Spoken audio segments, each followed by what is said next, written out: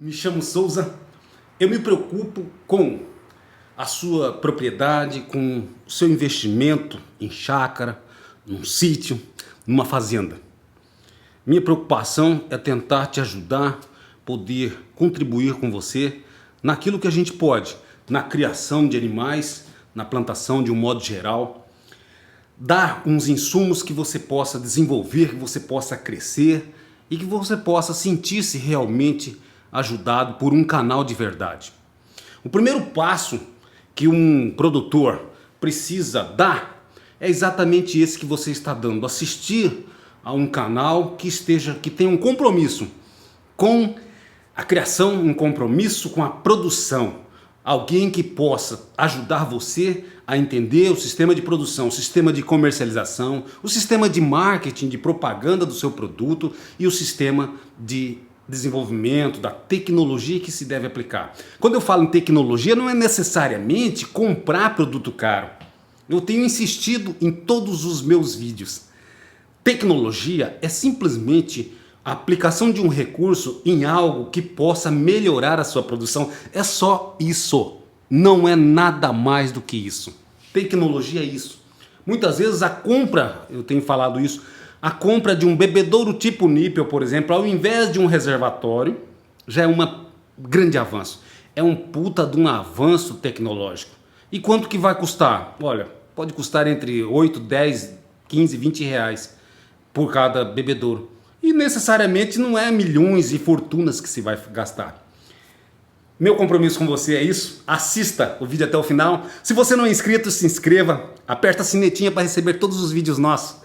Vídeo feito com carinho para o produtor rural, para aquele que realmente vive no campo, para aquele que não tem tempo de assistir uma televisão, não tem tempo de assinar uma revista especializada na área de produção rural. Enfim, é esse o nosso grande compromisso que nós temos com você. É isso aí. Todo investimento que você faz, ele deve ser proporcional àquilo que deve retornar para você. Todo investimento em uma propriedade rural, em uma chácara, um sítio ou um terreno para desenvolver uma produção, uma criação de produto de ordem agrícola ou pecuária, ele precisa ter uma proporção entre o que eu invisto e o que vai dar de retorno. Isso eu chamo de rentabilidade. Todo produto, toda criação precisa de rentabilidade. Souza, eu vivo de hobby. Eu sou feliz, eu ganho muito bem na cidade e eu vivo de hobby. Bom, para mim, até os hobbies podem ser rentáveis. Essa é a verdade, é o que eu penso, é o que eu compartilho com qualquer amigo, com qualquer produtor, qualquer criador. Tem que ser rentável, para mim. Eu crio um índio gigante cuiabano, e ele é rentável. Ele me dá renda.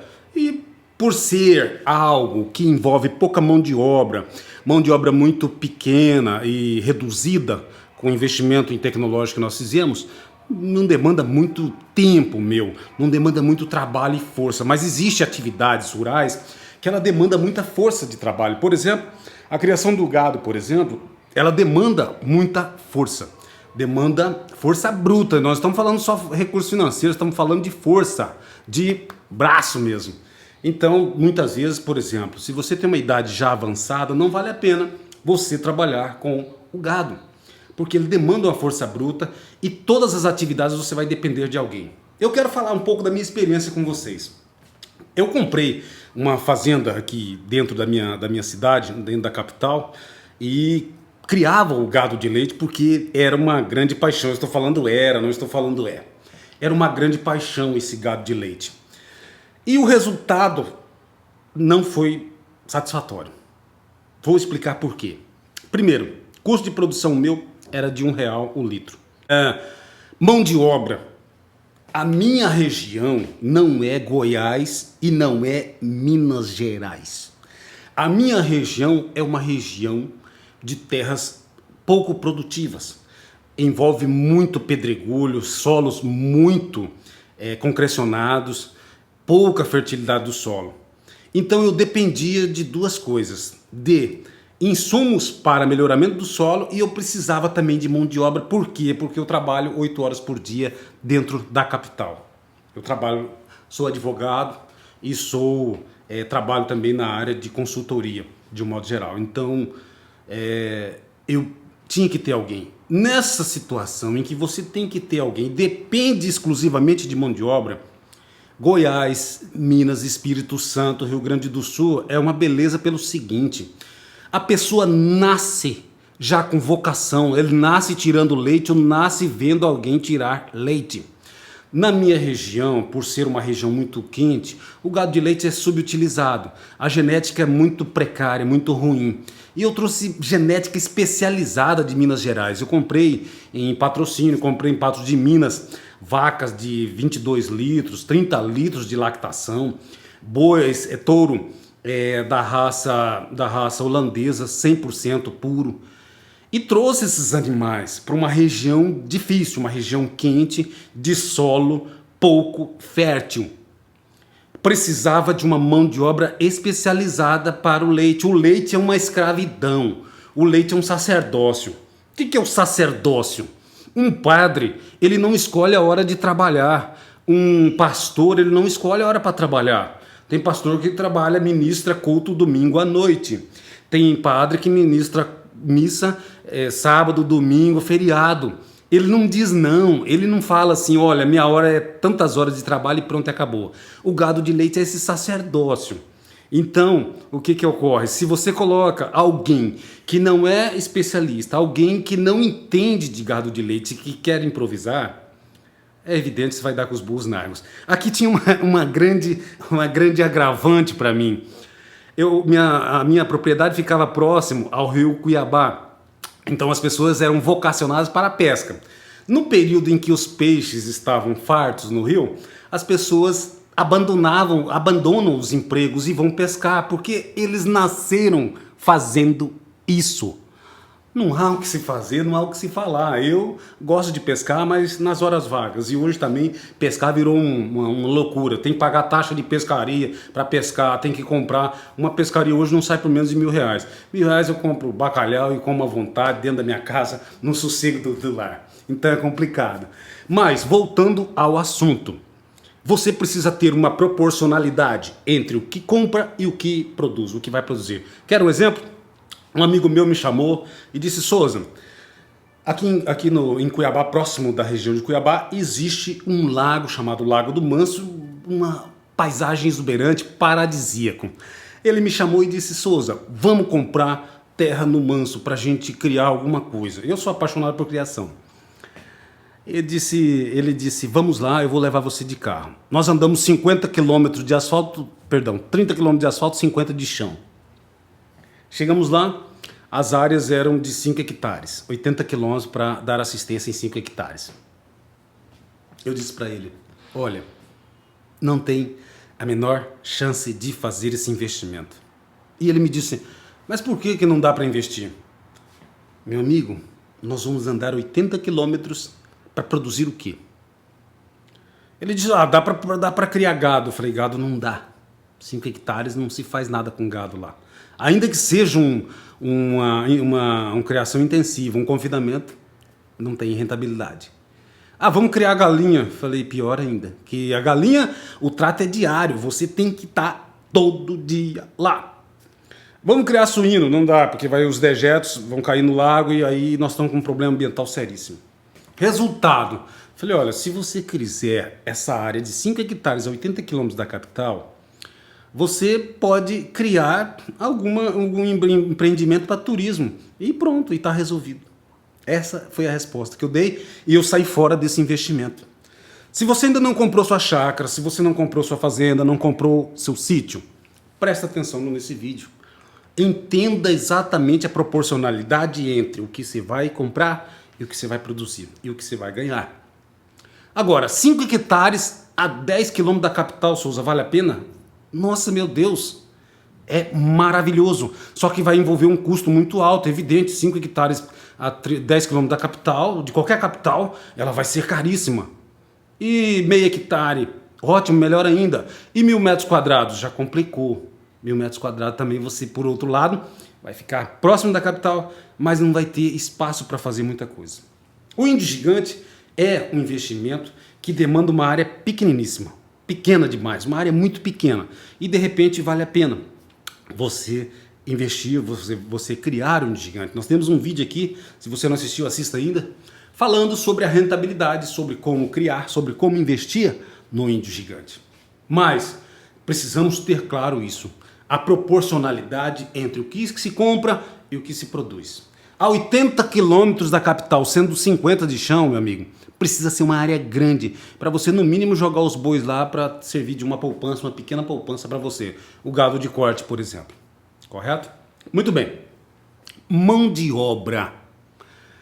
Um dos maiores pecados que o produtor rural comete chama-se não calcular a mão de obra no seu sítio, na sua chácara ou na sua fazenda. Muitas pessoas elas dizem assim: aposentei, tô livre, leve, solto.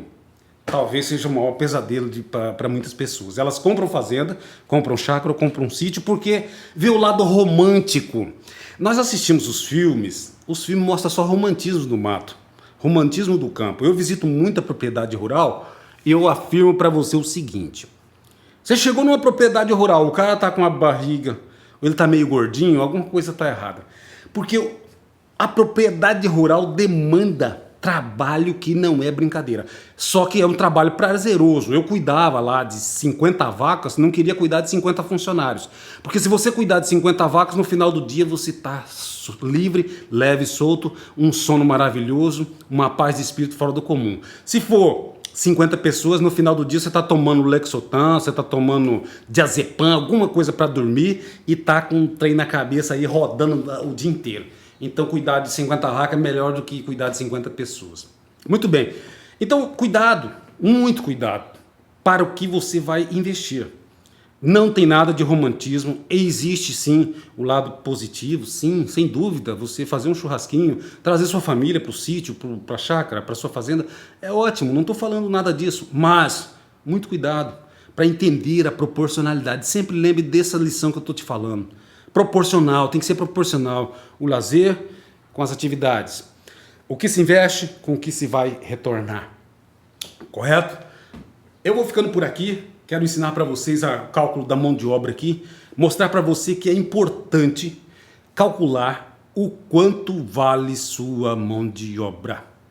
Quanto vale sua mão de obra? Dá uma olhada nesse diagrama que nós fizemos aí, para você entender o quanto vale sua mão de obra. Tirando o leite, por exemplo.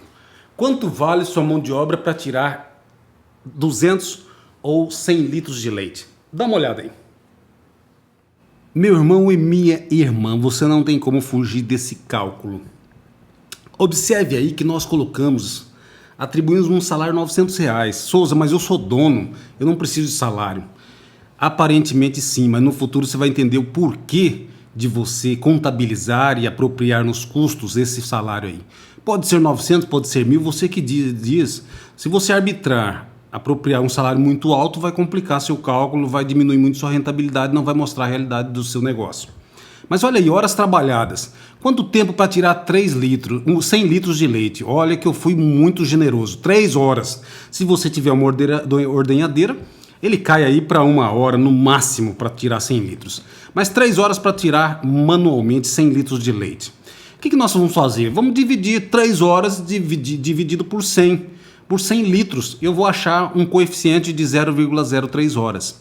Para extrair 1 litro de leite, então, eu vou precisar de 0,03 horas. Valor da sua hora de trabalho, R$900. Eu divido por 220 e achei esse valor da minha hora de trabalho. Então ficou fácil. É só multiplicar o valor da minha hora de trabalho pelo valor de hora trabalhada e nós achamos aí o valor da minha mão de obra. Então um litro de leite que aparentemente teria o custo de R$1, ele vai ser R$1 mais o valor da mão de obra que está aí demonstrado. Souza, só presta para gado de leite esse cálculo? Não, ele serve para todas as atividades que você desenvolver na sua propriedade. Por exemplo, Souza, eu vou retocar a cerca. Ora, eu vou precisar de 8 horas para retocar a cerca. É o mesmo cálculo. Tudo isso para te ajudar, tudo isso porque nós somos seu parceiro. Você observou que a sua rentabilidade vai depender do custo de produção. Vai depender desse custo de produção. Então, se você diminui o custo, você aumenta a sua rentabilidade. Se você aumentar o custo, diminui sua rentabilidade, diminui o seu lucro. Isso vale para você que já tira leite há 500 anos, há 50 anos. Vale para você que que cria galinha, ou que cria suínos, que cria aves, que cria ovinos há muito tempo, mas não fez a conta disso aí.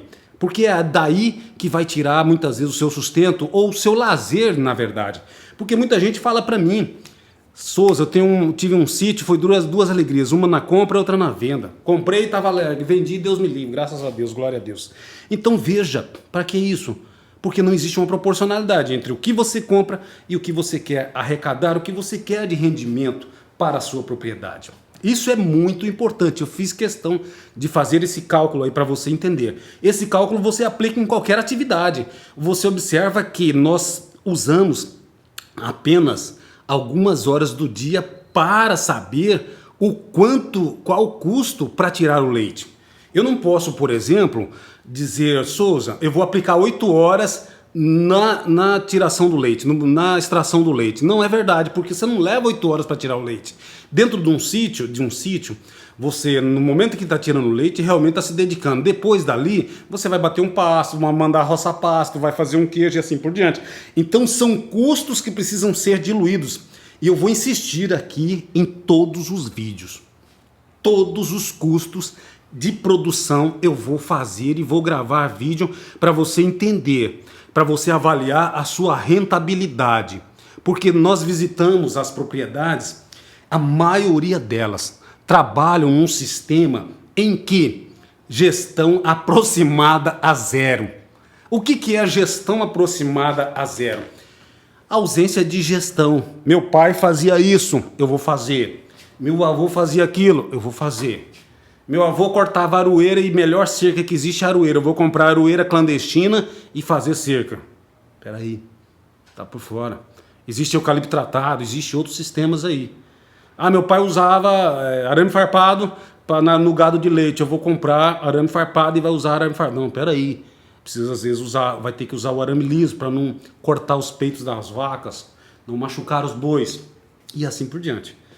Vou estar com você em todas as empreitadas da atividade rural. Aqui é Souza do Gigante Cuiabano, fico por aqui. Forte abraço, valeu, até a próxima.